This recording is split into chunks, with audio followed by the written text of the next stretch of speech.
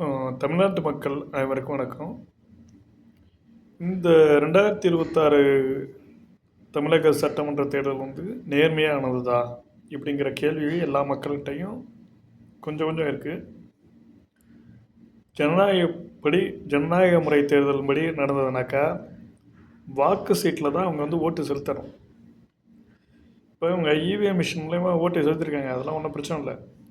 இப்போ டிஎம்கே பிடிக்கலன்னா ஏடிஎம்கே ஓட்டு போடுவாங்க, ஏடிஎம்கே பிடிக்கலன்னா டிஎம்கே ஓட்டு போடுவாங்க. இந்த வாட்டி வந்து விஜய்க்கு ஓட்டு போட்டிருக்காங்க. இப்போ விஜய்க்கு ஓட்டு போட்டதுனால என்ன மாற்றம் நடந்திருக்கு அப்படின்னா மக்கள் வந்து கேள்வி கேட்குறாங்க. இப்போ வந்து மக்கள்கிட்ட வந்து இப்போ எதிர்பார்க்குறது என்னன்னாக்கா, யார் ஓட்டு போட்டாங்கங்கிறதா கேள்வி. இப்போ மக்கள் எல்லாருமே நம்ம பேசுகிற எல்லாட்டையும் வந்து எதிர்பார்க்குறது என்னென்னா, மக்கள் ஏதோ ஒரு மாற்றத்தை எதிர்பார்த்து ஓட்டு போட்டாங்க அப்படிங்கிறதுல வந்து எல்லோரும் நம்பிக்கிட்டு இருக்காங்க. நான் உண்மையாக சொல்ல போனால் இது வந்து ஒரு சூப்பராக ஒரு ஹேக் மாதிரி நடந்திருக்கு மாதிரி தெரியுது, எனக்கு தெரியுது. ஏன்னா மக்கள் மாற்றத்தை எதிர்பார்த்து ஒன்று டிஎம்கேனா இல்லை ஏடிஎம்கேக்கு, இல்லை ஏடிஎம்கே இல்லைனாக்கா டிஎம்கே, அப்படி தான் ஓட்டு போட்டிருப்பாங்க. இங்கே டோட்டலாக வந்து மாறி இருக்கு. அதை வந்து பிஜேபி வந்து இவிஎம் மிஷின் மூலியமாக பண்ணியிருக்காங்க. அது நல்லா தெரியுது எல்லாருக்கும். இப்போ மாற்றம்னா தெளிவான மாற்றம் எப்படின்னாக்கா, இப்போ வந்து ஆறு குளம் இதெல்லாம் வந்து இப்போ நுரைய வந்துட்டு இருக்குங்கிறாங்க, தண்ணி வரலங்கிறாங்க.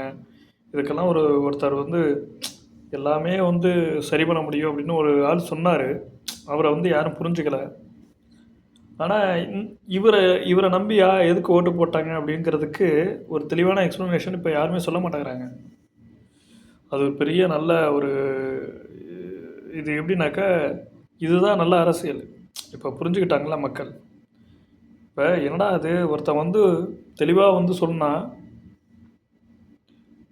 இந்த மக்களுக்கு வந்து எப்படின்னாக்கா, இதெல்லாம் மாற்றம் பண்ணலாம், இதெல்லாம் செய்யலாம் அப்படின்னு ஒருத்தர் சொன்னாப்புல, இந்த தமிழ் தேசியம் பேசுகிறவங்கள வந்து இந்த அமித்ஷாவோ இல்லை மோடியோ இதெல்லாம் ஏற்றுக்க மாட்டாங்க. ஏன்னா அது அவங்களோட அது அது வந்து ஒத்துக்க முடியாது. அதனால் தமிழ் தேசியம் வந்து இந்த பேசுகிறவங்க எல்லாரையும் வந்து ஒழிச்சிருவாங்க. இப்போ இதுதான் பிரச்சனை இங்கே. அதனால தான் இவிஎம் மிஷினை வச்சு அவங்க ஹேக் பண்ணதான் வந்து பொன்ராஜா இருக்கட்டும், அவர் அப்துல் கலாமோட செக்ரட்டரியாக இருந்தவர், அவரும் சொல்கிறது தான். ஒரு ஐயனாதாராக இருக்கட்டும், பத்திரிக்கையாளர், அவங்கெல்லாம் நேர்மையாக பேசுகிறாங்க. இன்னை வரைக்கும் இந்த பிஜேபி வந்து நார்த் இந்தியா முழுக்க வந்து அவங்க வந்து ஆட்சிக்கு வந்தது எல்லாமே வந்து இந்த இவிஎம் மிஷின் மூலியமாக தான். இதை தான் இன்றைக்கி தமிழ்நாட்டில் இம்ப்ளிமெண்ட் பண்ணியிருக்காங்க. இதுக்கு முன்னாடி அவங்க இம்ப்ளிமெண்ட் ட்ரை பண்ணது என்ன எப்போன்னாக்கா, ரஜினி வருவாரா இல்லையா அப்படின்னு. ரஜினி வரலன்னு இன்றைக்கி விஜய் வச்சு அதை பண்ணிகிட்ருக்காங்க.